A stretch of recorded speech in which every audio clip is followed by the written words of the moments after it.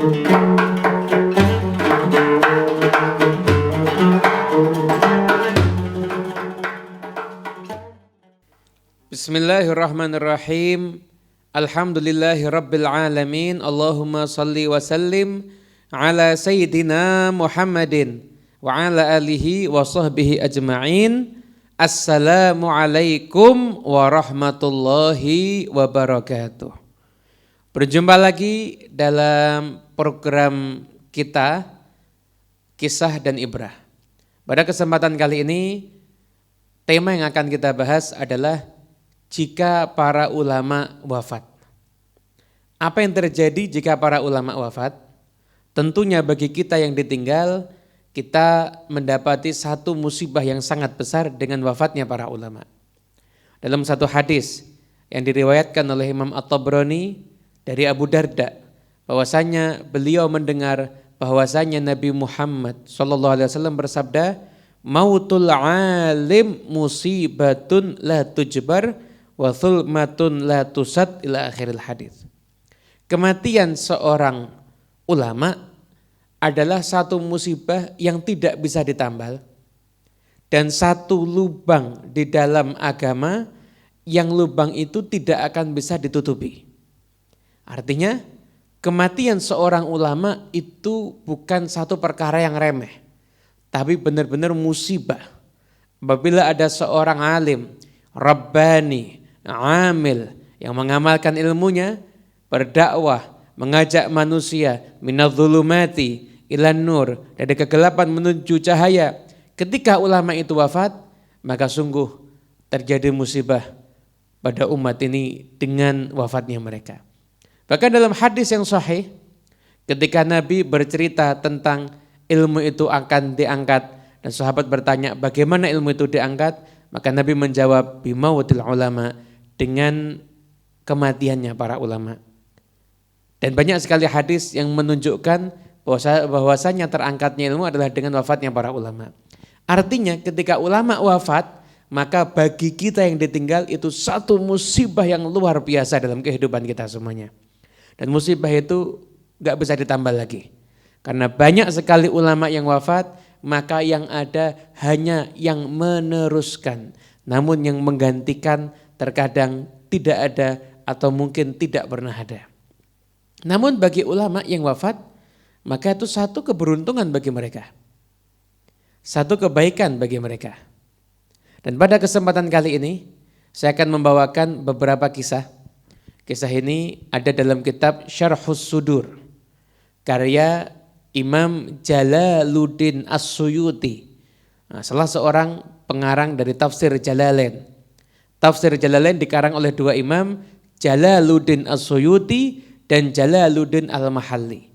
Jalaluddin As-Suyuti punya kitab judulnya Syarhus Sudur, dan di bagian daripada kitab ini ada kisah-kisah ulama yang telah meninggal dunia, namun ada sahabatnya, muridnya yang diizinkan bermimpi berjumpa dengan ulama tersebut. Lalu kita bisa ambil pelajaran apa yang terjadi setelah ulama itu wafat.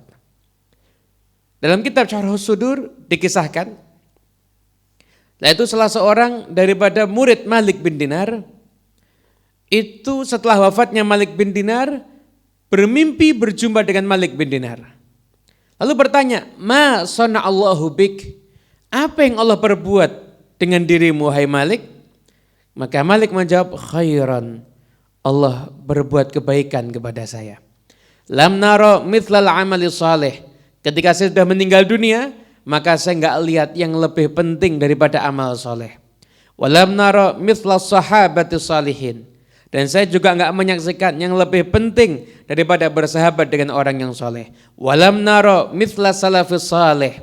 Dan saya juga enggak menyaksikan yang lebih penting dibandingkan meneladani para pendahulu yang soleh. "Walam nara mithla majalisus salihin." Dan saya juga enggak menyaksikan yang seperti majlisnya orang-orang yang soleh.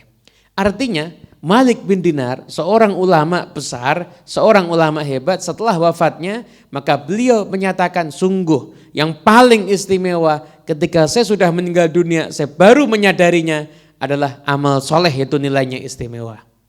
Sahabat yang soleh itu nilainya istimewa.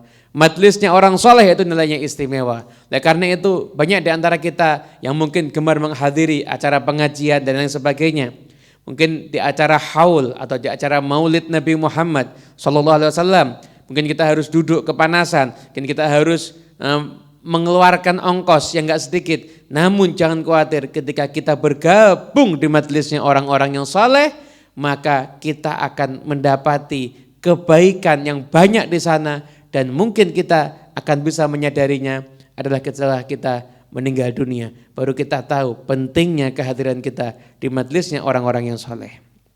Kemudian juga dikisahkan dari Abdul Wahab bin Yazid Al-Kindi, bahwasanya beliau bermimpi berjumpa dengan Aba Umar Ad-Dharir. Lalu ditanya, "Ma fa'alallahu bik?" Apa yang Allah perbuat kepadamu? Maka dia menjawab, "Ghafarali." Allah mengampuni aku, merahmati aku. Maka dia bertanya lagi, "Fa ayyul a'mal wajadta afdal?" Amal apa yang kamu dapati itu amal yang paling afdal? Maka dia menjawab, amal yang paling bagus adalah ma antum alaihi minas sunnati wal ilmi, yaitu yang telah antum jalani saat ini. Antum mengikuti ahlus sunnah wal jamaah dan antum mengikuti ilmu. Jadi hidupnya bukan karena hawa nafsu, tapi hidupnya karena mengikuti ilmu. Lalu ditanya lagi, amal apa yang paling buruk? Maka amal yang paling buruk adalah kamu mengikuti aliran-aliran yang sesat. Itu adalah amal yang kamu dapati nanti akan menjadi amal yang paling menakutkan, bahkan amal yang paling mengkhawatirkan ketika kamu sudah masuk ke dalam kubur. Dan masih banyak lagi sebagian ulama yang salah seorang muridnya berjumpa dengan ulama tersebut setelah ulama itu wafat. Di antaranya adalah Imam Abdullah bin Mubarak. Salah satu muridnya yang bernama Zakaria bin Adi. Ini kisah juga ada di dalam Tarikh Madinah Dimashqi, yaitu karya Ibn Asakir. Salah seorang muridnya berjumpa dengan Abdullah bin Mubarak, ulama besar. Ketika itu dalam mimpinya bertanya, "Wahai Abdullah, apa yang Allah perbuat untukmu?" Maka Abdullah mengatakan, Allah mengampuni aku karena dulu aku pernah melakukan perjalanan, niatku adalah untuk mencari hadis. Jadi kalau kita melakukan perjalanan niatnya untuk mencari ilmu, maka siapa tahu karena perjalanan kita yang ikhlas tersebut, maka Allah akan mengampuni semua daripada dosa-dosa kita. Dan juga Imam Al-Auza'i,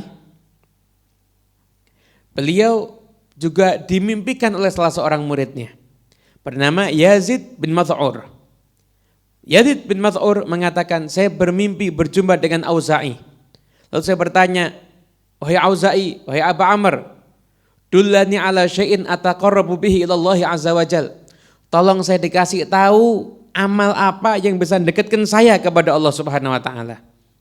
Maka ketika itu Al-Auza'i menjawab, ma ra'aitu hunaka darajatan arfa' min darajatil ulama wa man ba'dahum darajatil makhzunin.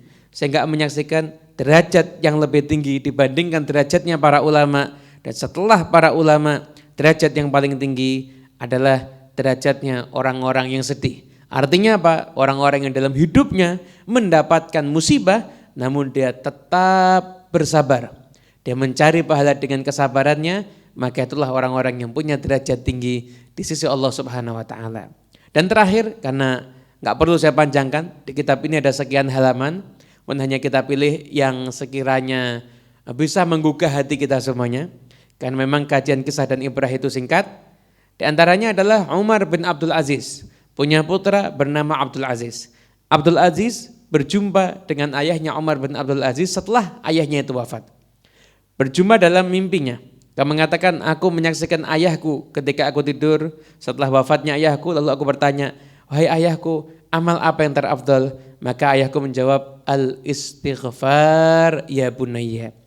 Istighfar, minta ampun kepada Allah, wahai anakku, itu adalah amal yang paling afdal.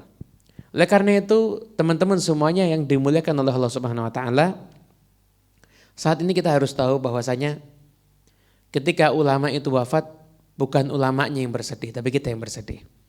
Dan banyak ulama yang setelah wafatnya masih Allah izinkan untuk memberikan ilmu kepada yang masih hidup, yaitu dengan diperjumpakan di alam mimpi. Dan ini ada dalam kitab Jalaluddin As-Suyuti. Artinya sanadnya adalah sanad yang terpercaya langsung dengan orang yang thiqah, dan orang tersebut memang benar-benar berjumpa dengan yang bermimpi, terus mendengarkannya sampai berjumpa dengan orang yang langsung bermimpi. Artinya amal soleh yang kita lakukan itu akan jadi kebanggaan kita setelah kita meninggal dunia. Setiap orang yang wafat meninggal dunia tidak bisa lagi beramal. Nggak ada bisa lagi beramal. Namun yang mereka dapatkan adalah bekas dari amal perbuatan mereka.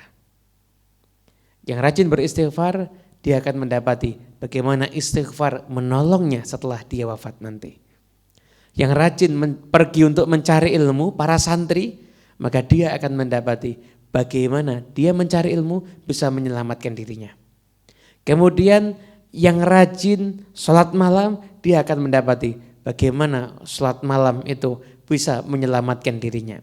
Dan masih banyak lagi amal-amal soleh. Kehadiran kita di majelis orang-orang yang soleh, itulah yang akan bisa memberikan kemanfaatan kepada kita setelah kita meninggal dunia nanti. Dan Anda jangan pernah khawatir kalau Anda punya guru, punya ulama yang Anda cintai dan ulama itu meninggal dunia, maka teruslah mengirimkan doa, teruslah menghadiahkan bacaan Al-Quran, sedekah kepada ulama tersebut, maka bukan tidak mungkin Anda akan diperjumpakannya dalam mimpi.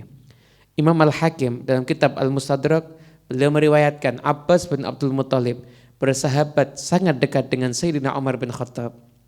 Setelah Sayyidina Umar wafat, maka Abbas berdoa berkali-kali minta kepada Allah agar diperjumpakan dengan Umar bin Khattab dalam mimpinya, dan akhirnya Allah memperjumpakan Sayyidina Abbas dengan Sayyidina Umar bin Khattab sekalipun di dalam mimpi. Jadi kalau Anda ditinggal wafat oleh ulama yang Anda cintai dan Anda belum sempat berjumpa, maka Anda bisa mengejar perjumpaan tersebut di alam mimpi. Dan semoga nanti ketika semuanya kiamat telah tiba, semuanya telah tiada, maka akan datang hari pembalasan, hari kebangkitan, maka insya Allah kecintaan kita kepada para ulama akan menjadi modal yang terbesar ketika kita harus menghadap Allah Subhanahu wa taala. Apa amal terbesar kita? Maka kita akan menjawab, amal terbesar kami bukan sholat kami yang penuh dengan kekurangan, bukan puasa kami yang kami jalankan penuh dengan cacat. Namun amal terbesar kami adalah hati kami mencintai orang yang mencintai Allah dan Rasulnya, dan orang itu juga dicintai oleh Allah dan Rasulnya. Berkat hati yang mencintai mereka, maka semoga Allah juga memberikan kepada kita keberkahan mereka. Wassalamualaikum warahmatullahi wabarakatuh.